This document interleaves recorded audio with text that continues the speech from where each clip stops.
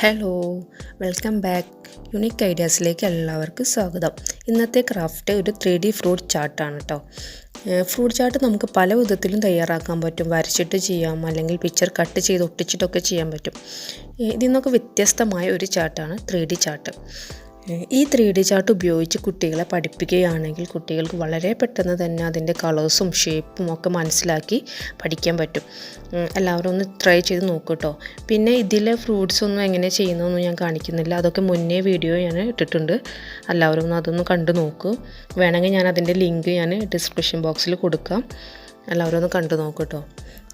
പിന്നെ എൻ്റെ channel subscribe ചെയ്യാത്തവരാണെങ്കിൽ സബ്സ്ക്രൈബ് ചെയ്യണം. ലൈക്ക് ചെയ്യുക, ഷെയർ ചെയ്യുക, കമൻറ്റ് ചെയ്യുകയൊക്കെ ചെയ്യട്ടോ. നമുക്ക് വീഡിയോ കണ്ടു നോക്കാം.